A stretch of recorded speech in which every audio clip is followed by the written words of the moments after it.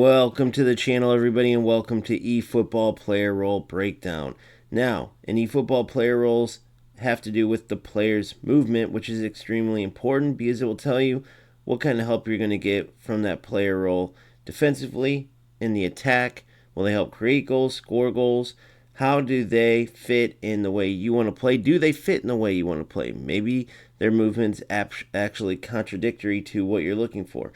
But all we have is a little tiny description in game, right? So for example, today we were breaking down the classic number 10 and using PLATINI, who in this case is in the shadow striker or secondary striker position. A little different than a typical classic number 10 who would be in more of an attacking midfield role, but he still is in an area where we can really get a good idea as to what to expect from players with that classic number 10 role.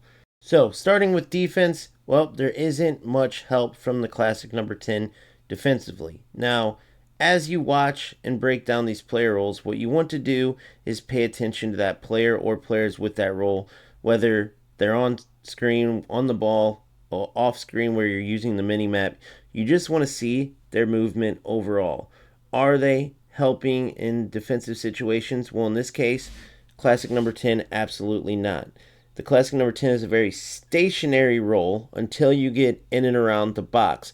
That is when they will be active and they'll start making sharp runs, look to get open to be either a pass so they can receive the ball and shoot, or look to let you out of a tough situation and get the ball off feet so they can then try to find the next player or dribble into an area where they can score, right? So essentially you need to determine, one, are you looking for help defensively from a player that's either in an AF and SS spot? Some players, depending on their setup, may be looking for more defensive help. Then you have to decide in the build-up, can you afford not having much movement from one of your attacking players, because you won't get much. The classic 10, for instance, PLATINI, in this case, will be there to receive the ball on that left side, 2 feet, and you can always manually trigger runs where he's absolutely dangerous. Not to mention when he's on the ball, he can dribble into a good situation from that more stationary role because he's an excellent dribbler, right? Excellent finisher, the whole nine, just an excellent attacking player. You're just not going to get any type of movement. So the downside of that is he's going to be very easy for the opposition to mark. But on your side, it could be good to always have a player you can count on to receive the ball and just know where they're at on the pitch, because their runs are not only not dynamic, but just not very active at all, right? If you stay locked in on that upper left, he almost looks like a winger, right, as we build up. If you stay locked on that, that's PLATINI, who has the ball right now. And away from the 18, that's a lot of the ways he's going to get the ball. In a stationary role, not creating any momentum going forward, no runs in behind, no looking for seams in between defenders, just staying put, looking to receive the ball at his feet. Now, you can always trigger him to run after he receives the ball. You can also count on his positioning being consistent, meaning you always know you have a player in that front left side. You just have to decide if you can afford to have an offense where one of your attackers is going to be easy to mark, easy to follow, and isn't going to make any type of runs to get away from defenders. Unless, of course, you manually trigger them by playing a give and go or an up, back, and through. Something like that where you can manually get that player, in this case PLATINI, moving. So to give you an example, in my setup, I use long ball. It's very important that you look at how these player roles tie into your overall team playstyle. And with the long ball play style, team play style, the reason why I went that route is because I like shorter tiki-taka passes to create movement up front. And in long ball, everybody in the attack converges on the target of whatever pass because they then want to be there for the potential knockdown, since the play style is created for long ball sent up top. Now, you don't have to send them like that. They can be on the ground, which many times ours are. It's just that movement that brings those players closer to the ball to then be passing options. So that helps a little bit with that classic 10 movement, because the team play style says, hey, we need you to move towards the ball. However, I noticed that even with that team play style, the movement away from the 18 wasn't much. Now, once you get near the 18, that's when you can truly see how dangerous a classic number 10 could be. Always making sharp runs, looking to many times receive a pass to get a shot.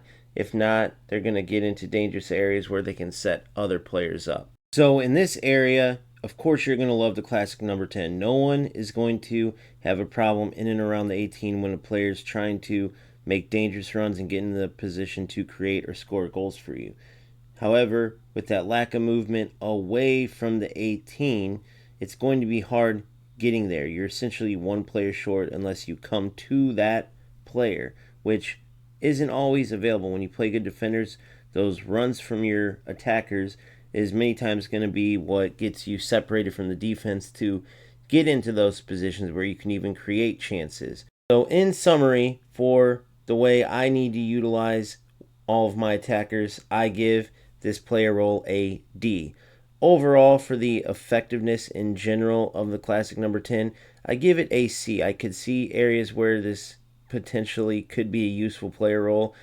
And then, of course, you're going to add in the factor of which player has this role, right? How is their passing, shooting, how are they on the ball?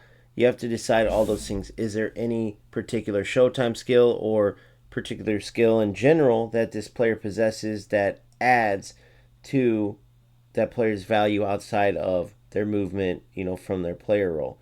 And you have to also look if you can turn off that player role based on if there are any positions where that player role does not activate and if your player in question can fit the bill, right? Because then they move based on more your team play style than anything else. There's no particular role that is restricting the movement of that player. But in this case, for my setup, Platini isn't usable in any position where that classic number 10 player role could be not activated. Therefore, with that lack of movement overall, he just won't fit my setup, at least not from the start of the game.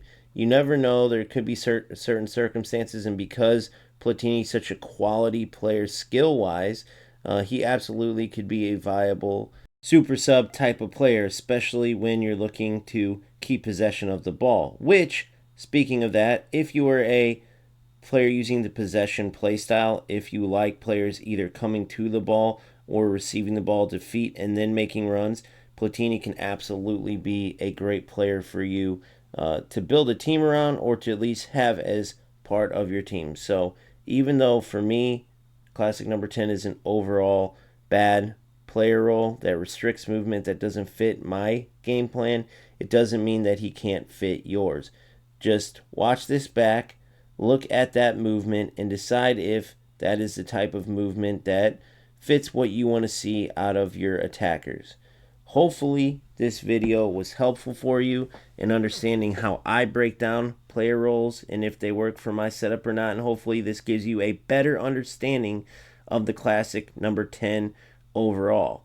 I mean, this is one of the beauties of eFootball, the tactical depth, the fact that there is skill in understanding what I was explaining to you and understanding player movement, the different player roles, how they fit in your tactics, how they fit within the team play style, do they complement it, and understanding that it's not always just about the particular player. You may have a fan favorite player, you may get on the pitch and on the ball the player is incredible finishing or passing, you love the showtime skill, but if the movement doesn't fit how you play, it doesn't matter how good that player is stat-wise, they just won't work for your team because all those things that you like, right, only occur when that player is on the ball, either defensively or offensively. And we will conclude our video on the classic number 10 with that.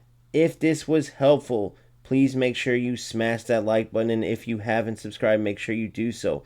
We will get to the point where we break down every single player role, starting with the ones, of course, that I'm using in my current setup, but then using others as well, just so if you have a different setup, you can fully understand other player roles you might use or perhaps maybe you want to use and you don't even know about it yet.